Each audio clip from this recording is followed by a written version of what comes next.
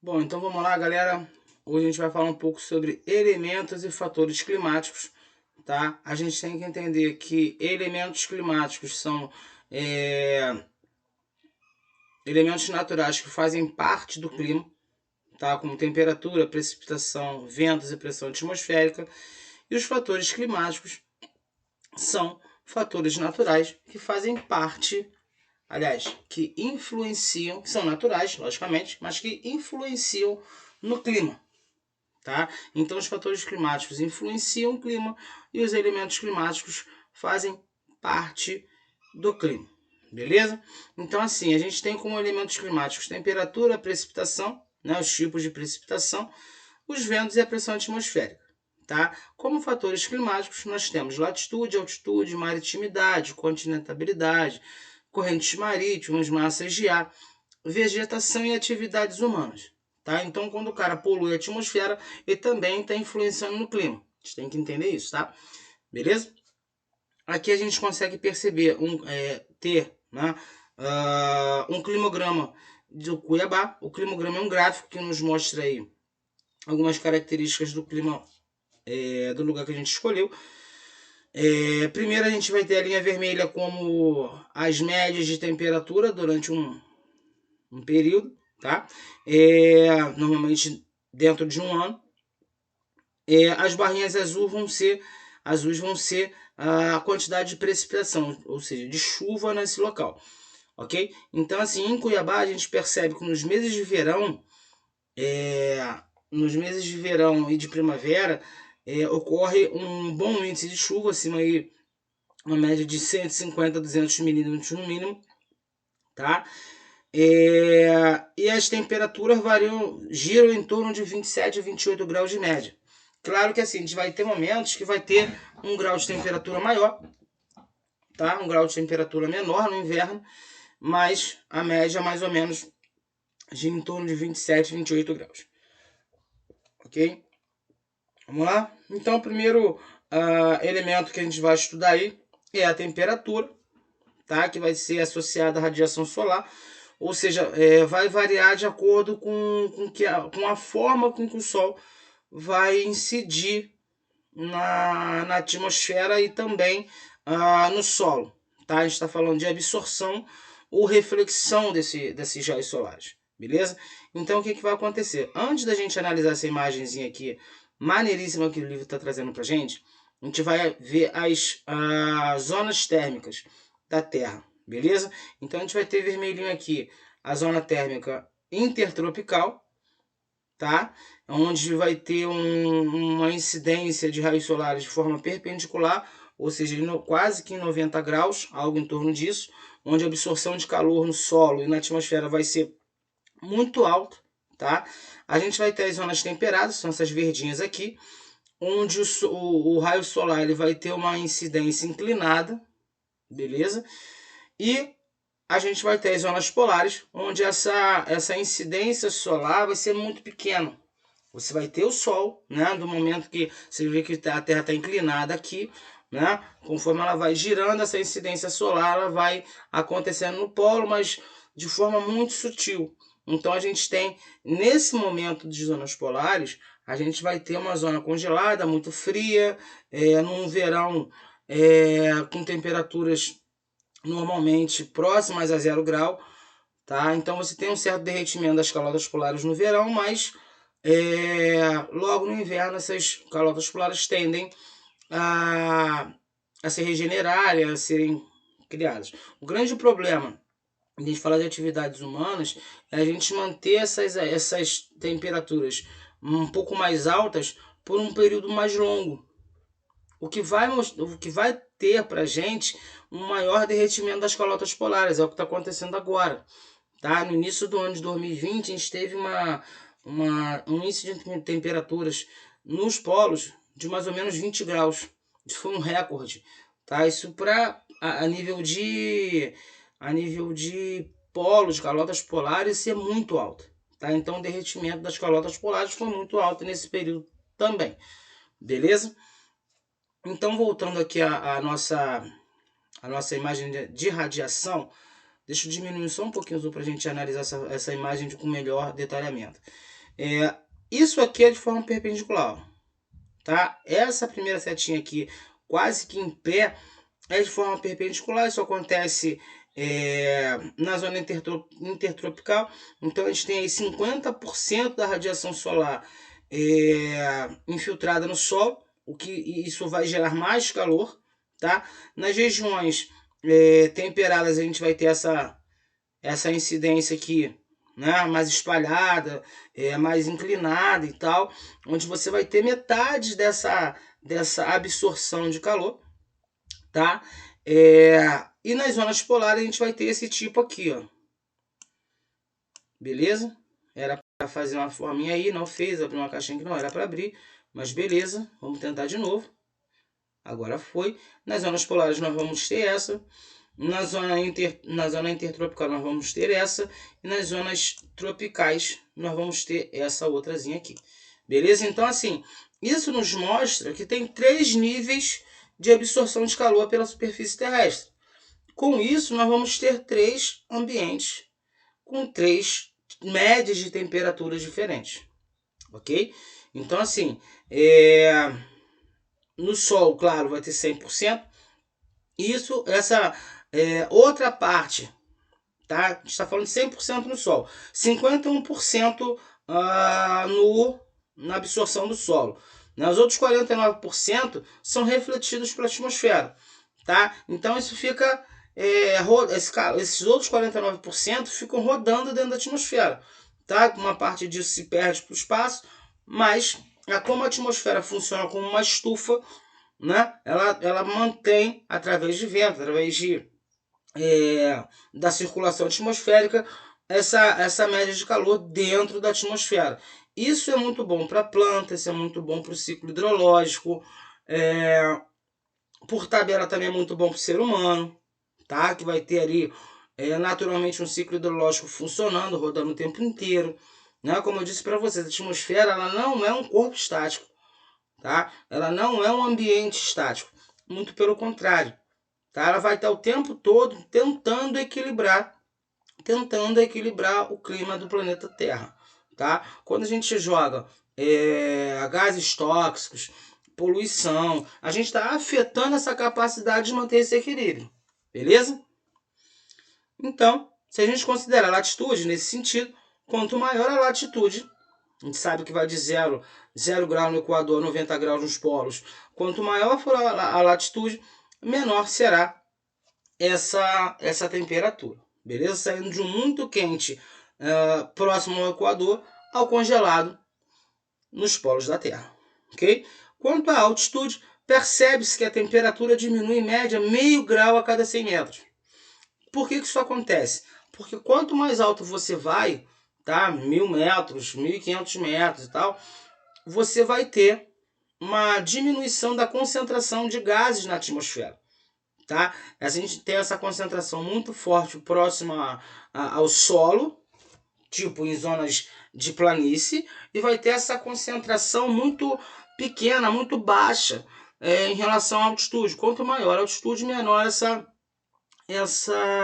concentração de oxigênio e de gases. Com isso, senhores, a gente vai ter menos material gasoso para esquentar. Então essa radiação ela se perde mais rápido em áreas altas, sacou? Por isso você tem aí uma diminuição de temperatura de meio grau a cada 100 metros, ok?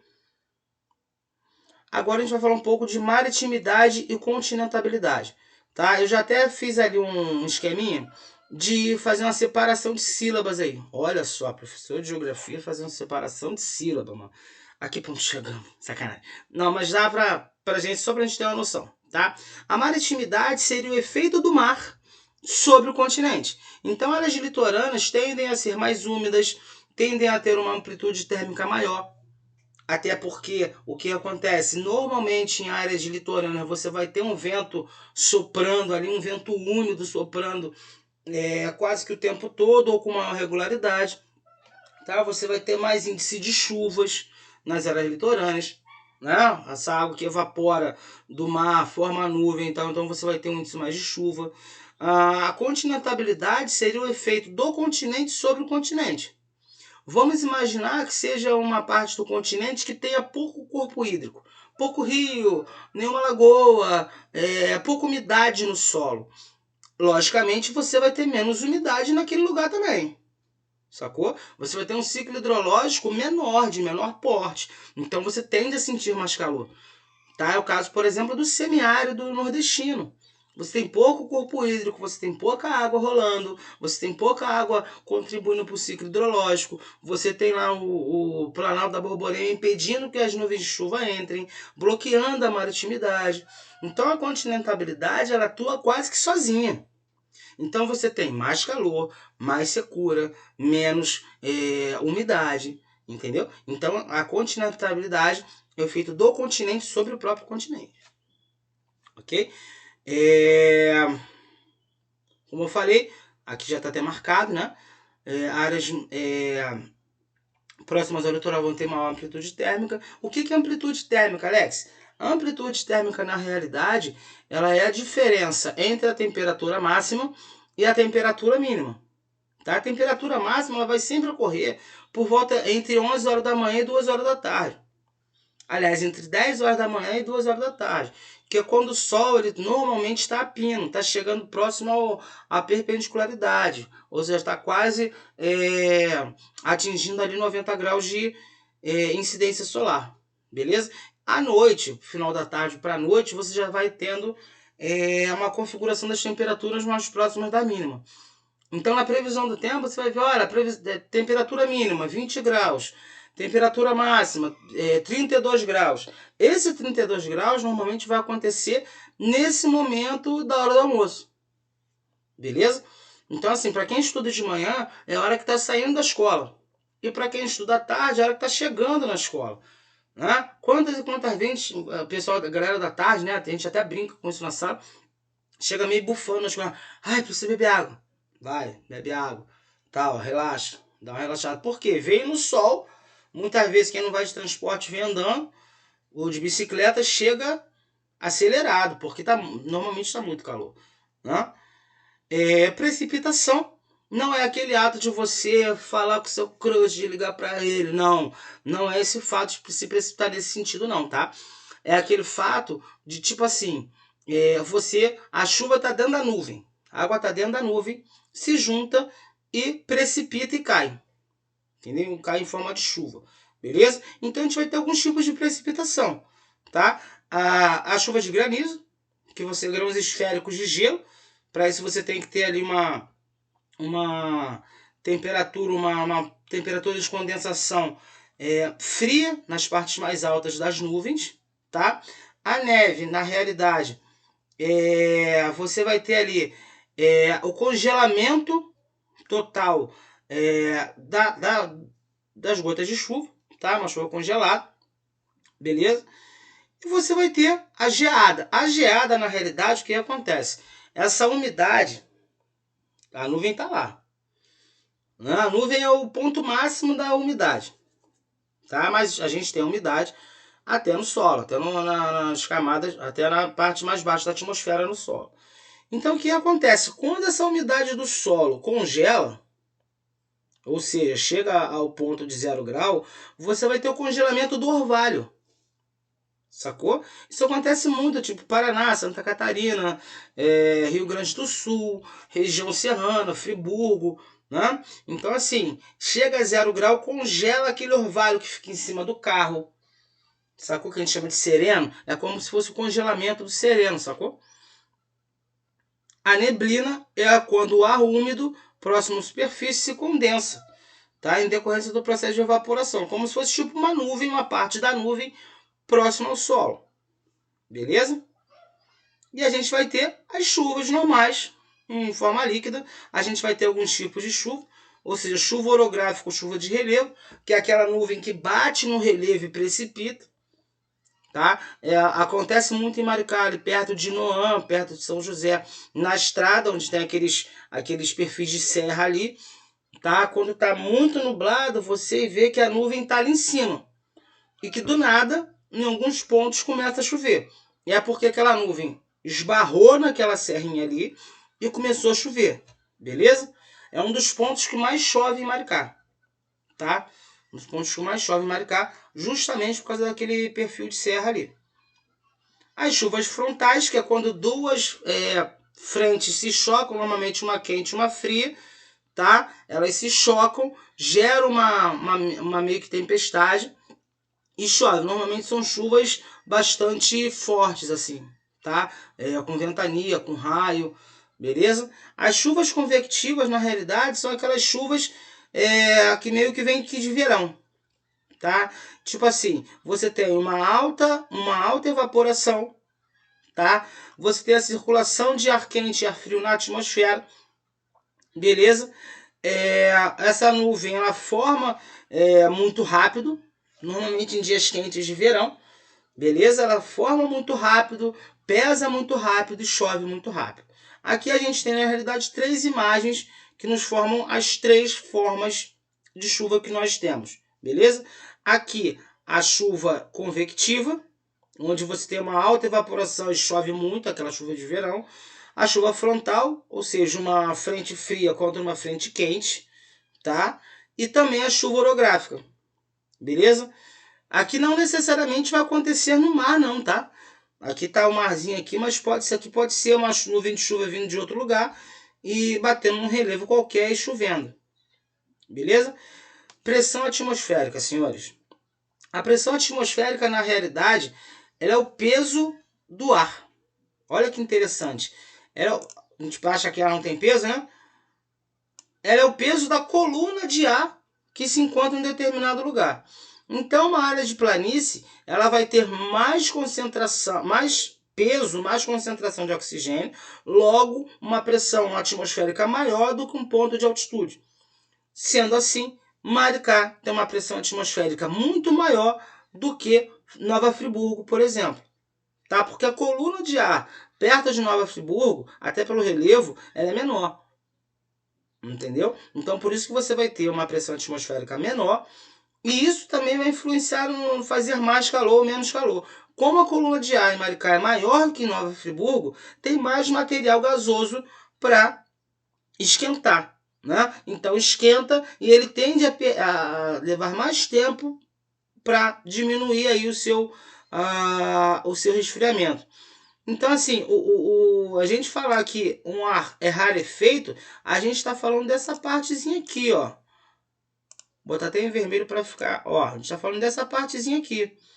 Porque tem menos concentração de gases nesse local. Beleza? Então, até para respirar é difícil. Quem mora lá, o corpo do cara já acostumou. Agora, a gente que vai aqui do Brasil para lá, principalmente aí em épocas de futebol, de Libertadores, de Copa América, os times brasileiros normalmente passam sufoco, tá?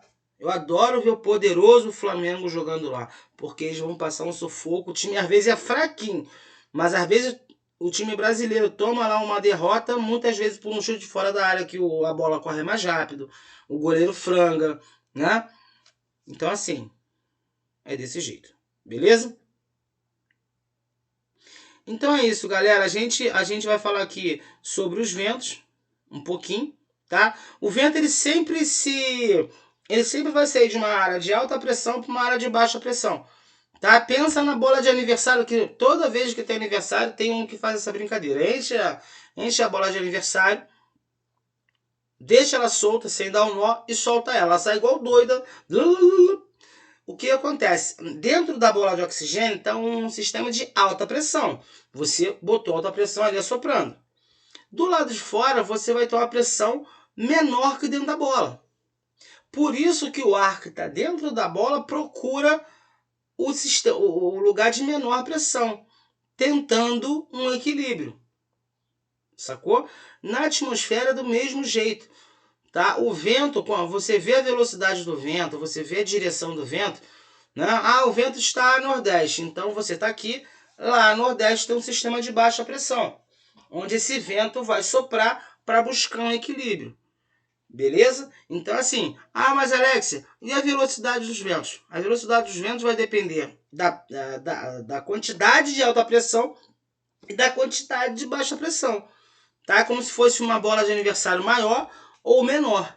Sacou? Isso vai determinar mais ou menos a velocidade dos ventos.